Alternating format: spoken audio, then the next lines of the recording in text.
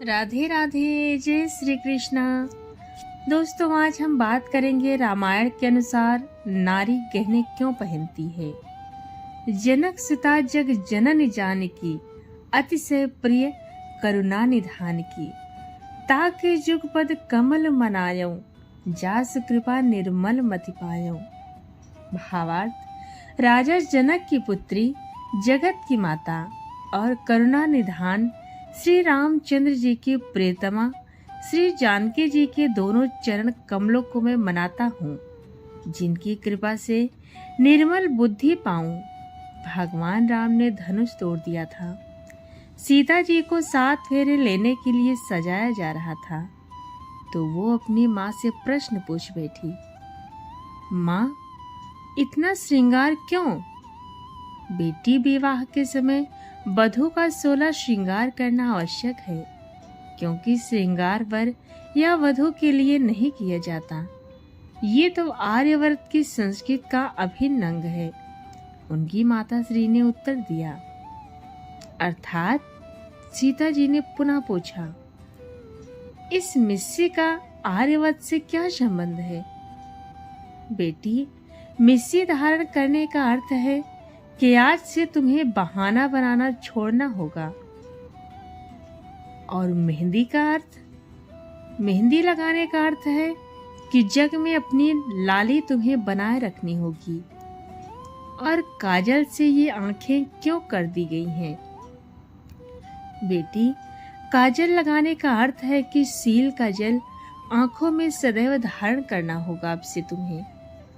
बिंदिया लगाने का अर्थ माताश्री, बेंदी का अर्थ है कि आज से तुम्हें शरारत को तिलांजलि देनी होगी और सूर्य की तरह प्रकाशमान रहना होगा। ये नथ क्यों माँ? नथ का अर्थ है कि मन की नथ, यानी किसी की बुराई आज के बाद नहीं करोगी, मन पर लगाम लगाना होगा। और ये टीका क्यों लगाते हैं माताश्री? पुत्री, टीका यश का प्रतीक होता है। तुम्हें ऐसा कोई कर्म नहीं करना है जिससे पिता या पति का घर कलंकित हो, क्योंकि अब तुम 2 घरों की प्रतिष्ठा हो। और यह बंदनी, बेटी, बंदनी का अर्थ है कि पति, सास, ससुर आदि की सेवा करनी होगी। पति का अर्थ क्या है माँ? पति का अर्थ है कि अपनी पति यानी लाज को बनाए रखना है। लाज ही स्त्री का वास्तविक गहना होता है। और ये कर्ण फूल क्यों? हे सीते, कर्ण फूल का अर्थ है कि दूसरों की प्रशंसा सुनकर सदैव प्रसन्न रहना होगा। और इस हंसली से क्या तात्पर्य है? हंसली का अर्थ है कि सदैव हंसमुख रहना होगा। सुख ही नहीं, दुख में भी धैर्य से काम लेना होगा। मोहन लता क्यों? मोहन माला का अर्थ है कि सबका मन मोह लेने वाला कर्म करती रहना। 9 लखा हार और बाकी गहनों का अर्थ भी बता दो माताश्री।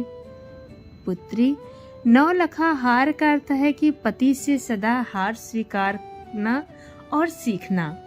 कड़े का अर्थ है कि कठोर बोलने का त्याग करना होगा। बांक का अर्थ है कि सदैव सीधा साधा जीवन व्यतीत करते रहना। छल्ले का अर्थ है कि अब किसी से छल नहीं करना। पायल का अर्थ है कि बूढ़े बड़ियों के पैर दबाना, उन्हें सम्मान देना, क्योंकि उनके चरणों में ही सच्चा स्वर्ग है।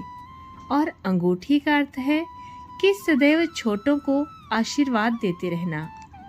माताश्री, फिर मेरे अपने लिए क्या श्रृंगार है? बेटी, आज के बाद तुम्हारा तो कोई अस्तित्व इस दुनिया में है ही नहीं। तुम तो अब से पति की परछाई हो। सदैव उनके सुख दुख में साथ रहना, वही तेरा श्रृंगार है। और उनके आधे शरीर को तुम्हारी परछाई ही पूरा करेगी। हे राम, कहते हुए सीता जी मुस्कुरा दी।